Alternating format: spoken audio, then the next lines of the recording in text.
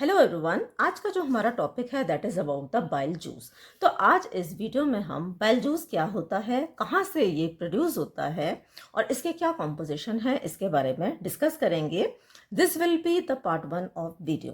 Part 2 के अंदर हम बाइल जूस के फंक्शंस और mechanism of regulation of secretion को डिस्कस करेंगे। तो अगर हम बाइल जूस को देखें तो एक डाइजेस्टिव जूस है जो कि हमारे लिवर के जो हेपेटिक सेल्स हैं, जिनको हम हेपेटोसाइट्स बोलते हैं, उनके द्वारा प्रोड्यूस किया जाता है। नाउ वन इम्पॉर्टेंट थिंग जो कि आपको याद रखनी है वो ये है, it does not have any digestive enzymes, है ना। जैसा कि हमने पैंक्रेटिक जूस में पढ़ा था, सलाइवा में पढ़ा था, ये सभी जूसेस गैस्ट्रिक जूस में हमने पढ़ा था, इन सब के अंदर डाइजेस्टिव एंजाइम्स थे। लेकिन बाइल एक ऐसा जूस है जिसके अंदर डाइजेस्टिव एंजाइम्स नहीं होते, but still it plays important role in fat digestion. क्यों? क्योंकि it consist of bile salts. तो बाइल जूस के अंदर बाइल सॉल्ट्स होते हैं जो कि फैट डाइजेशन में इंपॉर्टेंट रोल प्ले करते हैं। जब हम इनके फंक्शंस देखेंगे तब हम इसको और डिटेल में डिस्कस करेंगे, है ना। तो अब ये प्रोड्यूस कहाँ से होता है? It is produced by the liver के हेपेटिक सेल्स। स्टोर कहाँ होता है? It is stored in the gall bladder, जो कि एक पियर शेपेड ऑर्गन है जो कि लिवर के ठीक नीचे प्रेजेंट होता है ना। अब देखें आप यहाँ पर इस डायग्राम में देखें, ठीक है। तो दिस इज द डायग्राम, है ना। तो यहाँ पर लिवर प्लेस्ड होता है, तो लिवर के अंदर ये बाइल जूस का प्रोडक्शन होता है। लिवर से प्रोड्यूस होने के बाद में जो बाइल जूस है, लिवर के नीचे एक छोटा सा ऑर्गन होता है जिसको हम बोलते हैं गॉल ब्लैडर, यहाँ पर आकर बाइल जूस स्टोर हो जाता है। अब गॉल ब्लैडर सिर्फ बाइल जूस को स्टोर ही नहीं करता, एक काम और करता है, it also concentrate the bile about 10 times, लगभग 10 गुना बाइल गॉल ब्लैडर बाइल को कॉन्सेंट्रेट करने का काम करता है ना। अब इसके बाद में अगर हम सिक्रीशन देखें, bile is secreted into the intestines by the biliary system. अब बिलियरी सिस्टम के माध्यम से जो बाइल है ये इंटेस्टाइन्स के अंदर सिक्रीट होता है। कैसे होता है देखिए, अब यहाँ पर बना, ये लिवर के अंदर बना।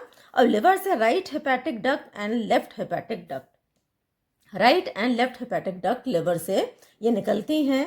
दोनों डक्ट आपस में मिलती हैं और बनाती हैं कॉमन हेपेटिक डक्ट। अब ये जो कॉमन हेपेटिक डक्ट है इसको सिस्टिक डक्ट ज्वाइन करती है, जो कि कहाँ से आती है? It comes from the gall bladder, है ना। तो ये सिस्टिक डक्ट आई। अब ये जो सिस्टिक डक्ट है और ये जो कॉमन हेपेटिक डक्ट है, दोनों डक्ट मिलने के बाद में ये बनाती हैं कॉमन बाइल डक्ट को। अब ये जो कॉमन बाइल डक्ट है और नीचे आती है, और पैंक्रियाज की जो ये मेन डक्ट है इसके साथ में, पैंक्रियाटिक डक्ट के साथ में ये मिलती है और बनाती है कॉमन हेपेटो पैंक्रियाटिक डक्ट, जिसको हम एम्पुला ऑफ वेटर भी बोलते हैं, है ना। तो अब ये दोनों जब ज्वाइन हो जाती हैं, कॉमन बाइल डक्ट और जो पैंक्रियाटिक डक्ट, तो ज्वाइन होने के बाद में they constitute ampulla of Vater and then they open in the second part of duodenum. यहाँ पे एक स्फिंक्टर होता है जिसको हम बोलते हैं स्फिंक्टर ऑफ उडाई। तो बाइल प्रोड्यूस होता है लिवर में, स्टोर होता है गॉल ब्लैडर में, और बिलियरी सिस्टम के माध्यम से it is secreted into the intestine, that is the second part of duodenum. Bile की अगर हम प्रॉपर्टीज देखेंगे तो वॉल्यूम है लगभग इसका 500 से लेके 1000 ml पर डे के करीब होता है। एल्कलाइन नेचर का होता है बाइल, पीएच इसका 8 से लेके 8.6 होता है। स्पेसिफिक ग्रेविटी 1.010 से लेके 1.011। कलर इसका गोल्डन येलो या फिर ऑलिव ग्रीन कलर का, ग्रीनिश कलर का होता है। बाइल का अगर हम कॉम्पोजिशन देखेंगे तो इसमें 97.6% water and 2.4% solids. Solids are again divided into two parts, organic substances and inorganic substances. Organic substances के अंदर आते हैं bile acids, bile salts, bile pigments, cholesterol, lecithin and mucin. जो ऑर्गेनिक सब्सटेंसेस को हम देखेंगे तो इसके अंदर आते हैं sodium, calcium, potassium, bicarbonate and chloride. अब इसमें उतना पढ़ने का उतना इम्पोर्टेंट नहीं है, लेकिन अगर ये हम देखें पार्ट तो इसमें बाइल एसिड्स, बाइल सॉल्ट्स और बाइल पिगमेंट्स, इनको थोड़ा सा डिटेल में पढ़ना जरूरी है। तो पहले हम देख लेते हैं बाइल एसिड्स को। तो बाइल एसिड्स बेसिकली 2 टाइप के होते हैं, primary bile acids and secondary bile acids. जो बाइल एसिड्स लिवर के अंदर प्रोड्यूस होते हैं उनको हम प्राइमरी बाइल एसिड्स बोलते हैं। जो बाइल एसिड्स इंटेस्टाइन के अंदर पाए जाते हैं इनको हम सेकेंडरी बाइल एसिड्स बोलते हैं। Primary bile acids are of 2 type, cholic acid and chenodeoxycholic acid. Now this cholic acid and chenodeoxycholic acid intestine में बैक्टीरियल एक्शन इनका होता है और बैक्टीरियल एक्शन के बाद they are converted into the secondary bile acids which are cholic acid is converted into deoxycholic acid and chenodeoxycholic acid is converted into lithocholic acid. अब अगर हम बाइल सॉल्ट्स देखें तो बाइल सॉल्ट्स 4 टाइप के होते हैं. अब ये बनते कहाँ से? They originate from the cholesterol.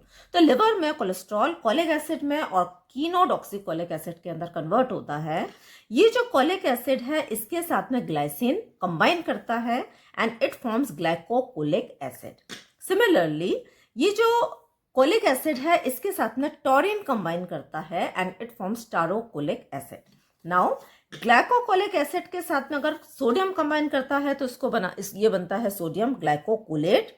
ग्लाइकोकोलिक acid के साथ में अगर पोटेशियम कंबाइन करता है तो it forms potassium glycocholate. Taurocholic acid के साथ में सोडियम कंबाइन करेगा तो it will form sodium taurocholate और टारोकोलिक एसिड के साथ में पोटेशियम कंबाइन करेगा तो इट फॉर्म्स टारोकोलेट, है ना. तो sodium glycocholate, potassium glycocholate, sodium taurocholate and potassium taurocholate, they are 4 bile salts. अब अगर हम बाइल पिगमेंट्स को देखें तो बाइल पिगमेंट्स एक तरीके के मेटाबॉलिक वेस्ट हैं जो कि आरबीसी डिस्ट्रक्शन के द्वारा प्रोड्यूस होते हैं, है ना. अब ये जो बाइल पिगमेंट्स हैं ये भी मेनली 2 टाइप के होते हैं, बिलिवर्डिन एंड बिलिरुबिन. देखते हैं हम. अब जब भी आरबीसी का डिस्ट्रक्शन होता है, आरबीसी के डिस्ट्रक्शन को हम बोलते हैं haemolysis. Whenever RBC is destroyed, RBC अगर डिस्ट्रॉय होगा तो उसके अंदर से हीमोग्लोबिन निकलेगा क्योंकि हीमोग्लोबिन आरबीसी के अंदर प्रेजेंट होता है. Now this haemoglobin it breaks into haem and globin, है ना. इसके 2 पार्ट होते हैं, पहला हीम और दूसरा globin. Now globin is a protein, तो ये टूटता है अमाइनो एसिड्स में और अमाइनो एसिड्स फर्दर यूजअप हो जाते हैं. ये जो हीम है it further breaks into iron and biliverdin. Iron body के अंदर स्टोर हो जाता है और ये जो बिलिवर्डिन है it is reduced to bilirubin, है ना. Now this bilirubin it goes to the liver for conjugation.